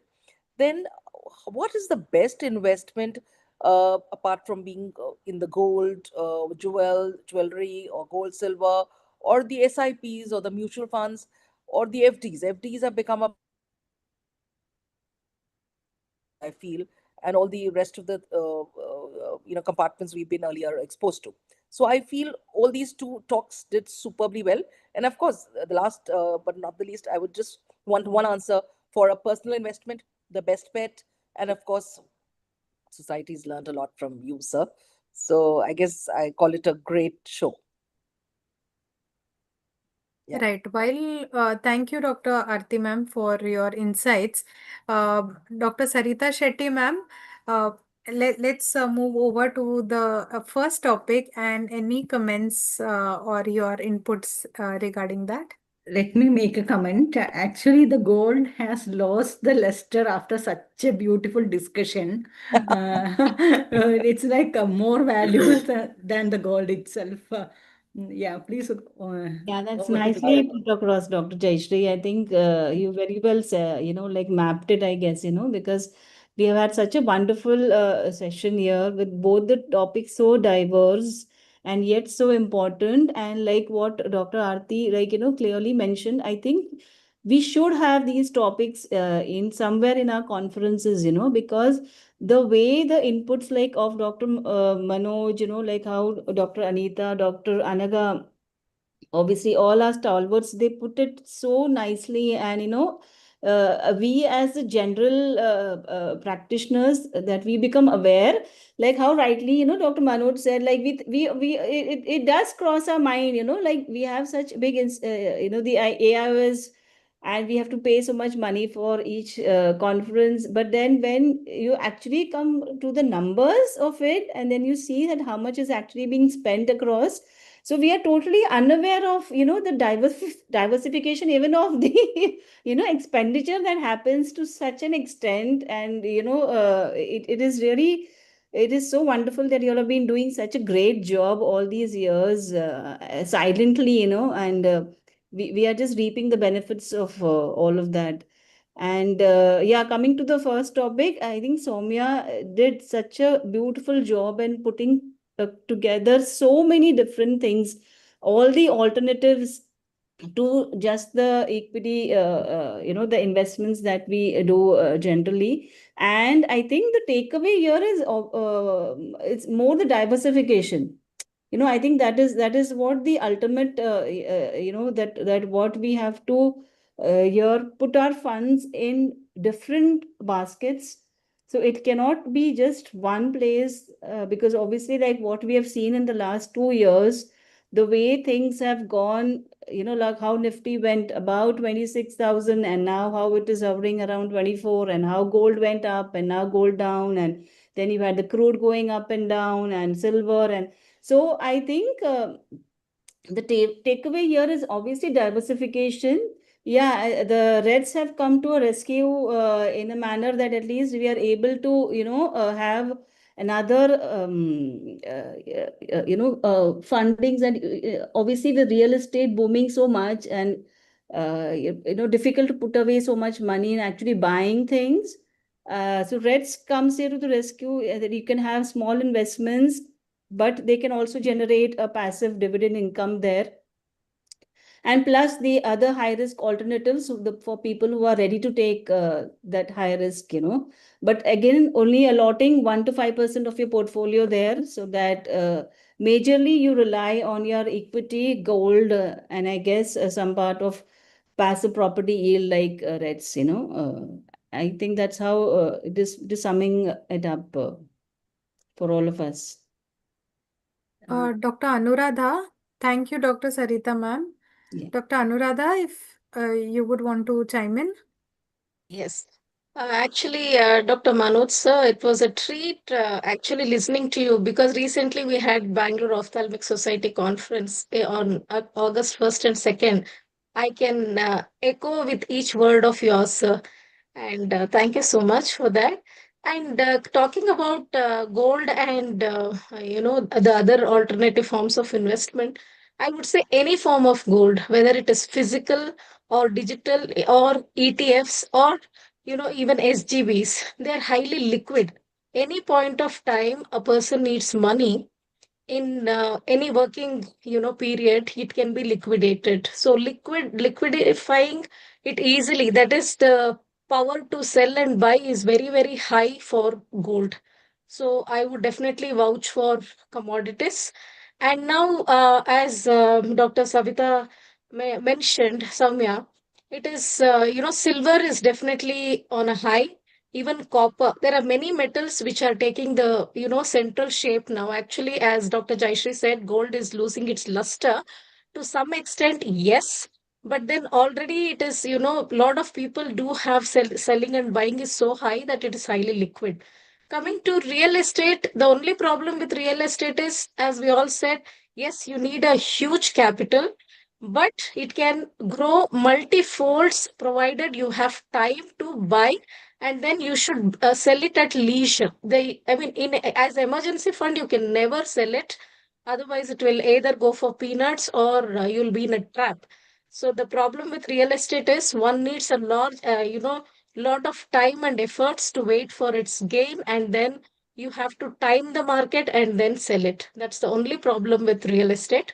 Otherwise, commodities are really great, and alternative source of income is always welcoming. I know many ophthalmologists who have a lot of alternative incomes through real estate and even through other forms of dividends, and they're really doing a good job. Thank you, Dr. Anuradha. Dr. Soumya Sharan, ma'am. Good evening, everyone. It was really a wonderful talk, and it was a treat listening to all the people over there. And as everyone said, yes, diversification is the soul of it. But diversification, it definitely reduces the systematic risks. Unsystematically, whatever the risks are there, definitely the diversification reduces, but systematic risks will be there in each and every category. That has to be kept in mind. And I would say that whether it is gold, real estate, or any other alternative investment, each one has its own role, and each one, it should be taken with a pinch of salt every time. And it should be, every time whenever we invest or diversify in the investment, we should always measure it with the returns and volatility, and also liquidity, correlation, taxation.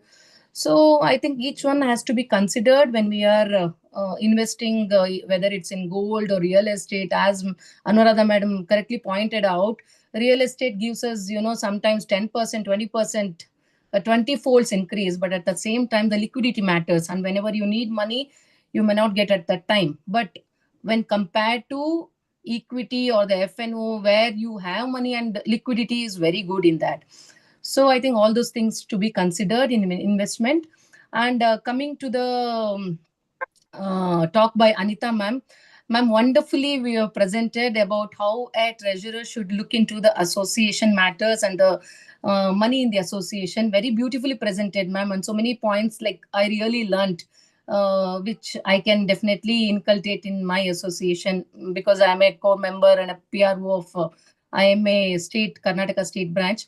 And Prasanna sir, as so wonderfully, I think you have gone through and through each line by line, in between the line of finances in journal, and nicely presented, and so many points to be taken.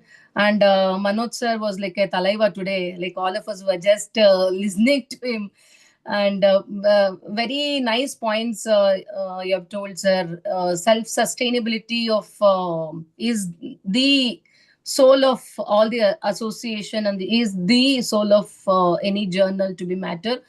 And yes, one question I which always bothers me was like, AI voice is a bigger picture, is a bigger thing, where members, we don't have to call for a member to become a member, we don't have to call for a doctor to become a member. But other associations, like I say the state associations or the Women Ophthalmological Association, like it's, I feel little, it's little difficult for a member who is already a member in the All India or the Karnataka to again become a member in the Women Ophthalmic Society. So it's a little tough job to convince people to become member and pay so much. Yes, maybe like some solutions or suggestions mm, from you, sir, will be well taken, sir, if you give us some suggestions about it. Thank you. Thank you overall. Very well organized and beautiful talks. I really enjoyed it and I learned so much from it. Thank you. Thank you, one and all. Dr. Actually, it is Manoj both Mat. ways. Yeah. Yeah, it is both ways. Like last year, I compiled a list of state society members with the All India Ophthalmological Society members, and uh, the startling fact was that around 10,000 state society members are not members of AIOS. And on the other hand, about 9,800 AIOS members are not their respective state society members. So I circulated both these lists to all the secretaries and treasurers of all the states last year. I sent that email twice so that mutually, can you encourage your state society members to become AIOS members? And on the converse, can AIOS members be uh, like encouraged to become your state society members? Both these lists, like we need to work on it as a team, and then we need to go about it, like, even today. And apart from that, these ancillary societies like Women's Ophthalmological Society, then there are subspecialty societies, wherever Yes, right. whichever society interest you develop, the sub-society memberships are also there. But I feel slowly and steadily, like a youngster who has just finished his or her education now into the practice, they would systematically as time pass on, that first they may become either a state society member or for to get the exposure and to get a good document. First they may become the AIOS member, then subsequently they may become the state society member,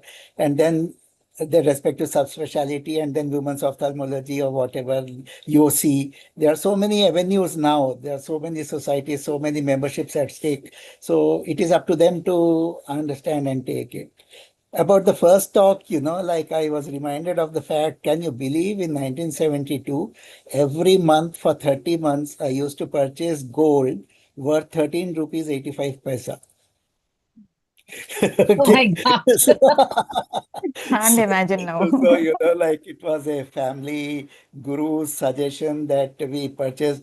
In those days, the gold was costing about 140, 160 rupees, 10 grams. Like I have seen in my personal life a jump to 1,000 times. See, 140 rupees that time to 1,40,000 rupees now is a 1,000% jump. So gold is always a hedge fund for everybody. Like gold, in fact, Yes. saved India from world recession a few years back when all the countries were facing so many issues about recession. India could survive that onslaught. The family gold, whatever government has reserves, those are official reserves, but at least twice of that reserve is in the family reserves, like in the private, these things. So gold is every day a good sort of a investment, lifetime investment for anyone. And like the real estate, as I said, there are so many implications to that. But what I suggest for all the youngsters, especially all the young girls of Women Ophthalmological Society, is what we are doing from AIOS in the form of AIOS Suraksha. All these 6 things are absolutely vital and important. Like when I started my career way back in 1990, in those days we used to think in only term savings means only fixed deposits or endowment funds. Endowment funds, especially money back schemes, used to be there for your prospective child, for the child's education, for child's marriage, something like that. But that is no longer the case.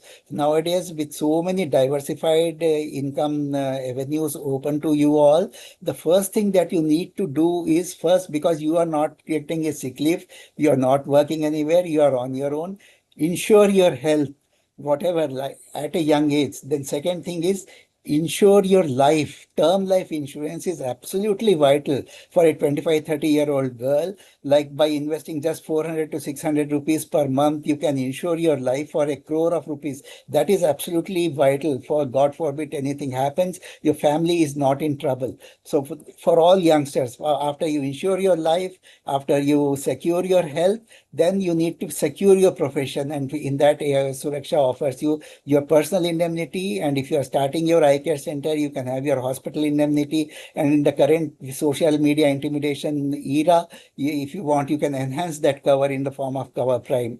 And last but not the least, you do have your own vehicle. So if you can get all the insurances in one place, then nothing like it. So AI Suraksha also offers motor vehicle insurance.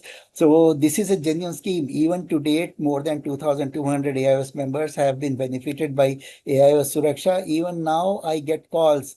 What is Cover You? Is Cover You genuine? I'm getting so many calls. Yes, every brochure is there on our website. I only request through this medium of World Women Ophthalmological Society, through this webinar, all the members, they can just visit our website, aios.org. There is a tab there, AIOS Suraksha tab. Just click on that tab. By inserting your OTP, all the brochures will be open. Whatever you are interested in, you have to just select and you will get a call back from Cover You. All these things are very important when you're setting up your practice, your own professional security, plus your own personal insurance and your health insurance. These are the vital things that you must take care, and there is no second thought about this. Thank you, sir. Sir has actually summarized both the topics in one go, and that was exemplary. And regarding the first talk, I'll just share a few points. As Dr. Soumya has mentioned about the gold, how much you can carry without proper documents is 500 grams for married woman, 250 for unmarried woman, and 100 grams for a male member. So that much is what income tax department allows without any proper documentation. And beyond that, if at all you have anything at home or at your custody that needs proper documentation. So always make sure that even if it is a like if it is purchased earlier also, you always keep the document. Otherwise, it might be confiscated, and not only that, it will be seized, and not only that, it is 300% penalty that you will have to pay. So it is important to keep the documentation of purchased gold. And regarding gold, another thing is like gold is like a long term or a large cap fund. It is always stable, pretty more stable than the silver.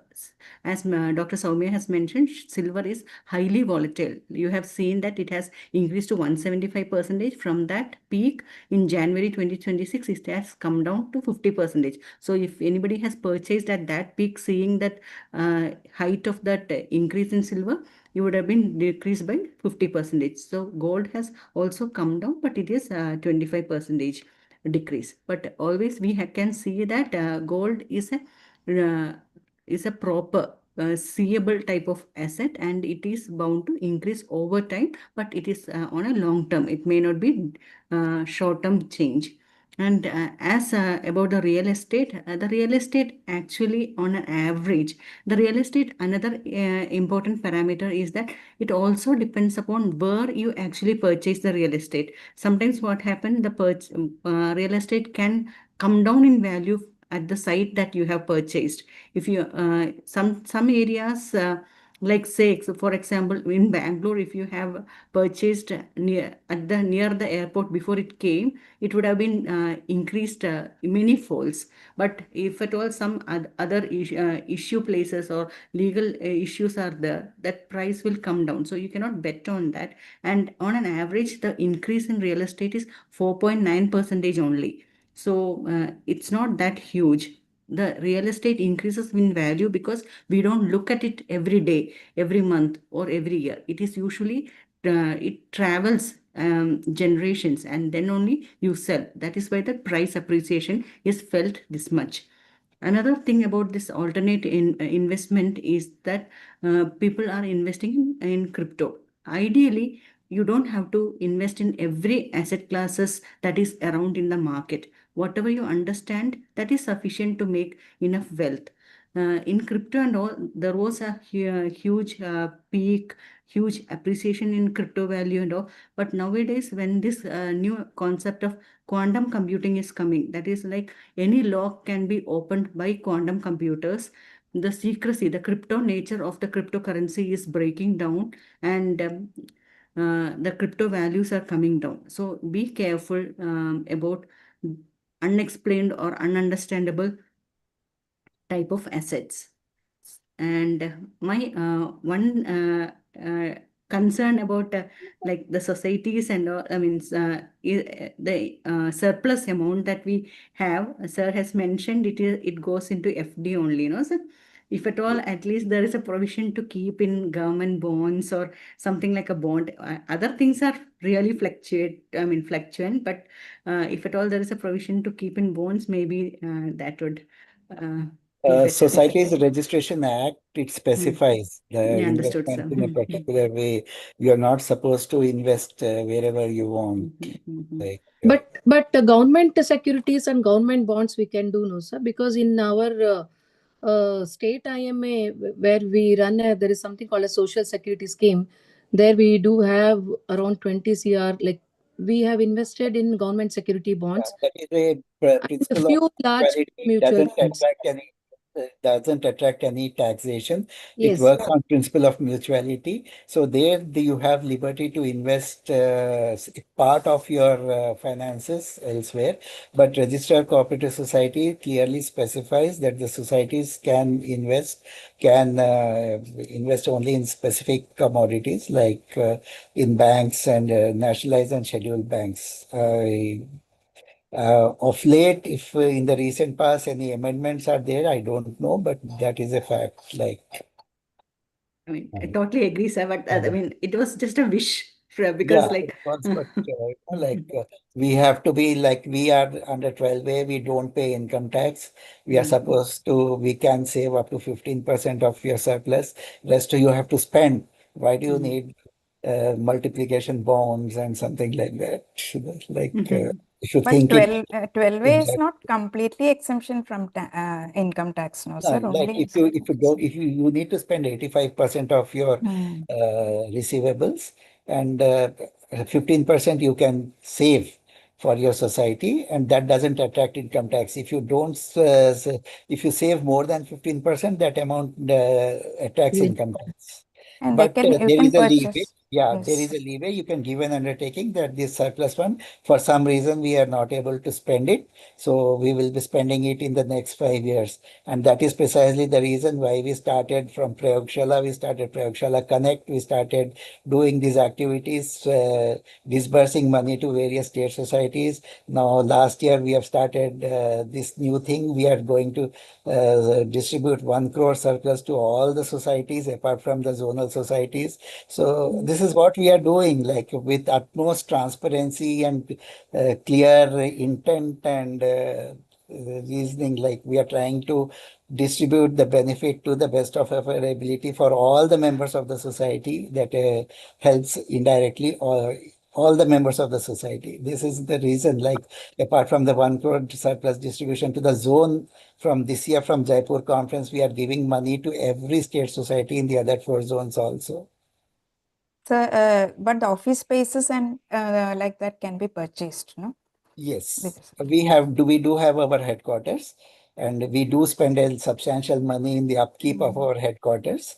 So you need to take care of that. The corpus, what you have, it generates a good amount of interest, and in that, when can you declare your society independent? If your interest that you are accruing every year takes care of your salaries, takes care of the upkeep of your headquarters, takes care of your day-to-day activities, and in such a situation, even if 1 year, if you don't organize a conference, your society is safe. Otherwise, your regular income, as was pointed out earlier, is from the conferences only, from industry. So without industry support, you can conduct a conference. Yeah, like if we attain that kind of a level, like 3 years back, the income, the expenditure of AIS was about 16 crores, but now it is again going up. So if you keep on multiplying by 5, probably you may not. Right. All the things, there's so many things at stake. huge wisdom coming out. Sir, actually, I mean, there is no, we don't actually intend to stop the discussion, but for the want of time, Positive time. yeah. Dr. Jayashree, just to add on, as we are discussing gold, since so many days the gold was so low, but all of a sudden there's a boom of 2.3% now in the evening hours. So people who have invested on gold will reap tonight. It's going to increase. Yes. But people may not encash that immediately also, no? And with this kind of geopolitical situation, Trump being there and these fluctuations, No, bond, for you, people, because the September expiry will be, this weekend. So I think they will encash with, I mean, if expiry is in September. no, no, who, I mean, I am speaking in the line of long-term Such a long investment. term. Okay. If anybody Not the wants to level buy, of community. if anyone is willing to buy gold, physical gold, like say for example around 100 grams, 200 grams, are not able to buy now. So there's one way of buying this gold beast, like every week 2 grams, 3 grams. So you keep accumulating it. Maybe after 1 year, 2 year, you will have that much grams of amount of gold with you, which is very liquid, and you can really cash that, and you can take the gold, physical gold, if that person is willing to. That is also a type of saving. I mean, actually, regarding gold, the best way would have been SGB. But now that SGB is not, the ETF is the best way out because it has the best of all world. I mean, physical gold, the issue is making charge, purity issues. safekeeping, all those things. And once it is an ornament, there is no mind to sell it. Whoever can relate can know that we make with so much of passion to it. And as Manoj sir has mentioned, no, Indian women keep gold more than many of the central banks have as their reserve. So that is the kind of passion for gold we have. Manoj, So sir, can I just ask you what was the number of 13 rupees 75 pice of purchase Ah, value, sir? no. That was incidentally what it was like our family guru. That I used to purchase probably some they used to call Masha or something in those days. Probably a gram of gold. Probably I used to get a wire, something like that. So for 30 months we were advised to purchase that. So I remember vaguely 72 means I was in class 5 or class 6, something like that. So every year I used to go and purchase that amount of between 13 rupees 80 paisa and 14 rupees 60 paisa, something vaguely I remember. So 30 months of accumulation. Like with that, we made a small plate of Radha Krishna inscribed on that, and that is our Radhaji even to date. Yeah. So that was consecrated actually. So no, I what I mean to say is what I wanted to point out is there I have in our lifetime we have seen a 1,000% jump in the cost of gold. I remember this 140 rupees in early 70s. Then during my marriage in 1990, I distinctly remember the cost of gold was 3,300. In 10,500 rupees, we could get a good gold set, which is unimaginable now in the next 30 years. So that's the kind of appreciation that the gold has seen. So yes, there are jumps. Silver, there have been three peaks during our lifetime, but it stabilizes. But gold, there's a constant slow rise. There may be downfall, there may be peaks, but gold is a naturally a better asset than others. Like land and real estate investment, again, there are so many hassles. To take care of the maintenance, your tenants, the vacations, so many things to be looked into. But gold probably, this is my personal feeling, when the world had a strong effect of recession, India survived because of the gold power. At least like 5 to 10% of your asset. Earlier it was like 5%, Yes, but now the exactly. changing scenario 5 to Yes, 10% has to be. yes, This yes. asset allocation is predominantly to beat inflation. That is our Yeah, main yes. motto. Yeah. And if at all any more comments, we will We can wind wind. up 2 hours Yeah, now. yeah. So thank you all for so much wisdom that was shared. And we were going in the line of personal finance, and now we thought of including the ophthalmological society aspect, because that is a huge, that is a really vast topic. Including that in such a short time was not okay, actually, from my side, if I say. But thank you for sharing all the wisdom. And next week we will have another aspect in. So Dr. Soumya was telling about investing in self. So that next week it will be about that, so practice management and the aspects of intricacies of lens bundling and signing of legal documents and all those aspects. And we are fortunate Dr. Mohita Madam herself will be presenting on that lens bundling and legal aspects. Dr. Prachi will be presenting on practice management. So everybody is welcome to listen to it. Please keep encouraging us, supporting us. Thank you so much. Special thanks to all the panelists, Dr. Manoj, Dr. Anaka, Dr. Aarti, Dr. Anuradha, Dr. Soumya, Dr. Anita Madam, of course, and everyone. Dr. Soumya, Dr. Sarita, Prasanna sir, thank you so much. All your wisdom helped us. Thank you so much, Thank you, everyone. Dr. Thank you. Jayashree. Good night, all. Thank you, Thank you, Dr. everybody. Dr. Thank you, Jayashree. everyone. Sorry, Good Mohita night. Madam Good was night, there. all. Please, Thank you. Yeah. tell, Yeah, I was hearing everything, but I was busy in something, but I was hearing everything. Thank you, Dr. Manoj Mathur, Thank for you, so many everyone. insights that you gave about the society. Thank you, Mohit. Next week Thank is you. going to be a Hope you good all one. enjoyed Lens the bundling. webinar. Yeah, really nice, insightful. Yeah, it's very insightful. Good, lot of good Very nice. information. I think we should have many more, and I think we should have more people joining us. Yeah. Few, this is only this thing. Otherwise, there are quite a few on YouTube, Facebook. All the links are open for them. So quite a few Yeah. join, but we don't share this link with anybody. So, but they give a lot of feedbacks later. That's very nice. Thank you. Thank you. Thank you. Thank you, ma'am. Thank you. Thank Thank you. Thank Good you. night. Thank Thank you. you. Wonderful. Night. Thank you. Thank you. Shraddha. Good night. Thank you. Good night. Night. Thank you, Dr. Jayashree, for Thank you, ma'am. Thank you. Good Thank night.